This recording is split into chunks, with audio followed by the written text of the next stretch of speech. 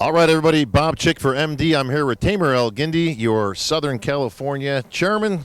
Congratulations on an event well produced, my friend. The USA once again here in Las Vegas. What a great show, Tamer. Again, some unbelievable, amazing competitors on that stage. We have over 750 guys. And the ladies also look fantastic tonight, didn't Bob? Absolutely. Well, you know what? The USA never disappoints, my friend. Rich in history, great names like Flex Wheeler, and, of course, our current Mr. Olympia, Phil Heath, a former USA champ. And two USA champs right here. We've both been on that very stage. Well, I can tell you that. I remember 11 years ago, walking back that stairs, Phil Heath was uncertain, he was nervous, and now he's a five-time Mr. USA. And I tell you what, we had a fantastic champion tonight on the bodybuilding, and he can be our next Olympia champion if he gets lean. What do you think, Bob? Listen, he's going to be tough to beat, but the Olympia's coming up in just 7 weeks. But tonight's all about the USA. Some new champs have been crowned, some brand new IFBB pros. Pretty good crew this year. I think fantastic. I'm very pleased with the quality of athletes, the production, and it was really, really good to see everybody, all the consumers here, very happy with the value of the product that we brought in. Well, Tamer, as most people know, the captain, John Lindsay, has passed the torch to you literally and figuratively into California. You've been actively running the district now, and a very good job, of course. Lots of new ideas, fresh innovation. You're a businessman at heart, but you're a bodybuilder, obviously, is your background, so that the two mix very well. Unquestionably. I think, as we progress and we evolve, I think it's very, very important for us to treat this as a business and see the athletes as our, consumers. And we're actively doing that in Southern California, and the NPC is growing. All right. Well, Tamer, thanks a lot. Appreciate you taking a few minutes out of your time. Absolutely. We'll catch up with you over at Morton's afterwards, get some food. We're going to have the boys step in now. Let's get our wrap. Sugar Shawn Ray, Hall of Famer, of course.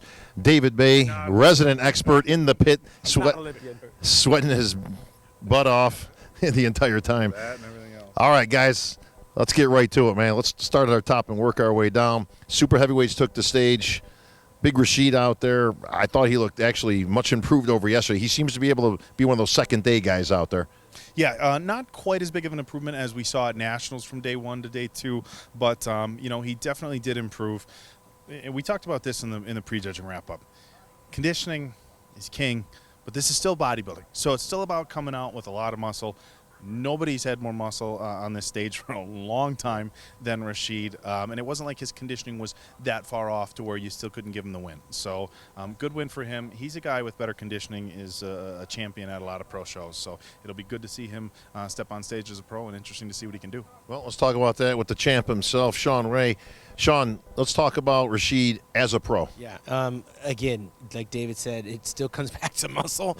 And the last guy I saw that big on this stage was Quincy Taylor, and he stands about 6'4" and was barely 300. This guy's like 5'10" maybe, and 270, dieting down from 300 pounds. When you make that transition to the pro stage, and he was well aware of it, he's got to do some conditioning. I could see him at 262, 265 with the right type of detail. Maybe some higher reps to develop that separation, maybe work on that posing, the isometric posing, and come in a little bit lighter, and he'll look that much bigger on stage, and then he's going to be able to stand next to a guy like Big Ramy, and Big Ramy wouldn't look so big standing next to a guy like Rashid. Aesthetically, he's got a very pleasing physique, but again, the only thing he's going to be missing going to the next level is he should probably train close to this contest weight and try to rip this stuff up and stay close to that. But he steps on a stage, he's an immediate threat, an immediate impact. I couldn't take my eyes off him. Well, let's talk about that for a quick second, because this is a little bit out of the box, but in this particular case, interesting to me. Tampa's next week. Yeah. Tampa Pro. We got the men's open. We got San Antonio. There's literally, this guy could go from USA champ. Right. I think he would legitimately have a shot to win over there if he brought it down a notch from this position. Good move or bad move? Well, look, a lot of these guys, they're just happy to be here, right? Their mindset, the economy of being an IFBB pro and competing a week from now or 2 weeks from now, it just never resonates with them, because he's probably still surprised that he actually won this. I mean, remember, he didn't win it last year, so to actually win it and let it sink in, you got to have the right mindset, and you also have to have the right game plan. If it were me, yeah, as long as I had the finances to do it, I'd be in Tampa if I were him. He could definitely go in there and shake up a few people. And what else? Just get some experience at the very least. There's no expectations. Why not? Well, he's in shape. 6 days to the Tampa. I think it's a good move, Shawn. Absolutely. We'll see if he makes that jump. And who knows? Let's face it. If he took a win, he could be from the USA to a pro stage to the Olympia stage literally in less than 2 months. So that'll be kind of cool. We'll keep watching on that one. All right, David, into the heavyweights. Decent class, and actually the only guy that had a shot at beating Rashid was the winner of the heavies. Yeah, John Jewett, 6th place last year here as a middleweight. Now, he was the sharpest guy in the show last year, as far as I recall. Came back as a heavyweight this year, put on about 40 pounds. Not quite as razor sharp as he was last year as a middleweight, but it was a quality 40 pounds, and his conditioning was still good. Not the best heavyweight class we've seen, not to take anything away from John. It's about a 215-pound heavyweight, so in the middle of the class as far as the weight variation goes, but a lot of muscle, very well balanced. He flows pretty well. He's one of these guys, you know, talking about Rashid jumping into a pro show. We're talking to John. If he's 215, he can tighten up a little, hop into a 212 show, Tampa or San Antonio, a couple of those shows coming up, and he can do well right away as a pro. He's got it all together. Very impressive win for John. Well, the winner in this whole thing could be Tim Gardner with Tampa next week. Could have a couple of USA champs stepping on that stage. Into the light heavyweights, David. Jerry Jackson. Again, light heavies. A little bit deeper than the heavyweights and the supers. Still not as deep as we'd like to see for a USA championships, but the winner, Jerry Jackson, looked really good to me. Small waist, good upper body, good quads, a very classic physique, but as a bodybuilder. He's definitely much too muscular to be in the classic physique division, but he had a throwback physique with that tiny waist, the good quad sweep. A very good win for Jerry. Another one of these guys who, with maybe a little bit of muscle and a little bit better conditioning, could do very well on the 212.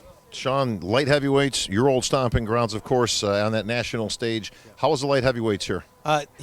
Jerry is the one that needed to have a little bit darker tan, a little bit more confidence, a little bit more wow factor. I mean, he had a pretty physique, but he kind of just went through the motions. I would have liked to seen him be a little, some personality. Sure. Good physique. I'm not sure how it's going to do on the next level, but that is a 212 competitor for sure. All right, down into the middleweights.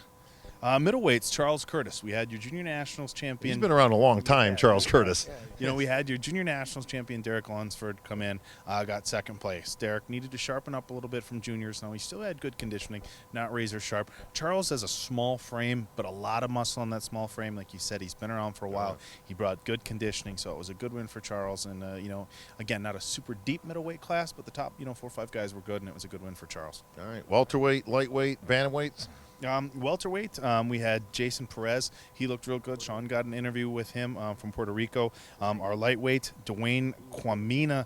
This was a good lightweight. I mean, a really good lightweight. I'm not sure how he made weight, but I mean, this is about as good as the lightweight you're ever going to see. I mean, full muscle bellies. His conditioning was really sharp. He reminds me a lot of like a Shawn Clarita, like a little guy, or a Marvin Ward. You see him on stage by himself, and he looks like he's probably about 30 pounds bigger. But he's a guy that can grow in and be one of the smaller guys in the 212 division that still does very well. Smaller, but can he contend in the 212, Shawn? You know what? By himself, absolutely. He looked like he was a middleweight. I didn't think he was. He like you said, he projects a lot bigger than he is. And in the 212, at the right 212, absolutely he could have some success. Look at what Mark Dugdale's been doing, and I think this guy's better than Mark Dugdale. No knock on Mark, but this guy's much better. Bigger wheels, thicker muscle. I mean, he's a very complete bodybuilder. There's really no criticism I can give him. All right, props to our bantamweight winner, David. Carl Favuzzi. The bantamweights was, not to be too punny, but a little light. I mean, you expect the bantamweights to be small. There wasn't any real standout bantamweight, so it was a win for Carl. Earned his IFBB Pro card. Carl's got a real long way to go before even thinking about getting on a 212 stage. Right. Shawn's right. I mean, Carl's got a long way to go before getting ready for a classic physique show, muscularity-wise. Again, he's an IFBB Pro. Congrats to him, but he's got work. Speaking of which, classic physique represented here for the first time at the USA. 3 classes here. I thought they were decent. Yeah, there were some really good physiques and some good conditioning. We talked a little bit about the bodybuilding conditioning, not where we wanted it to be with a lot of the guys. Classic physique. The overall winner, Kelly Burke, looked really good. A Wisconsin guy, Valentino Harris, who was actually last year's junior national middleweight bodybuilding champion, got top 5 at the North Americans as a middleweight, decided to switch to classic. He walked away as a pro. A lot of people felt he could have had the overall, but classic physique was well represented here in a solid first year for the USA's for classic physique. All right, Shawn, final thoughts here on the USA weekend. Well, there was a million bikini girls, but there was only one overall winner. I forgot what her name was. She was cute. She was hot. Suarez. Ava Suarez. Sayan. Very Sayan. nice. Sayan. And I was surprised to see bodybuilding. Women's bodybuilding was here. Who won Yeah. that one? Did we get that? Women's bodybuilding was. I can give you a rundown. Well, of there was only 9 of them, so there wasn't Well, it yeah, wasn't I mean, well that's the represented. overall winner. Yeah, Brittany O'Veal, your overall women's bodybuilder winner. She looked good. Women's physique, Jessica Martin. Bikini overall, Ava Sins. Your men's physique overall, Antonio Smothers. Figure overall, Tanya Wheatfall. And then that's it. We definitely, want to give credit to the overall winners. While you're giving out credit, let's give him some credit. We got out of here in pretty much record-breaking time. Yeah. Some 700 athletes. We're done by like 9:30. we did all The right. wrap-up is longer than this contest was. Bob, you did a great Nah, job. nah. You did a great Thank you. Appreciate that, Sugar. Shawn. David, that's going to wrap things up here at the USA. We're in Tampa next week. Tim Gardner putting on a blockbuster event. Probably going to break his own record. Over 220 pros expected to be in Tampa next week. On to San Antonio after that. And after that, it's a hop, skip to the Olympia. We'll be right back here in Vegas. Stop in Asia. A little stop in Asia along the way. But that's going to wrap stuff up here at the USA. For Shawn Ray and David Baye, this is Bob Chick. We're out, guys.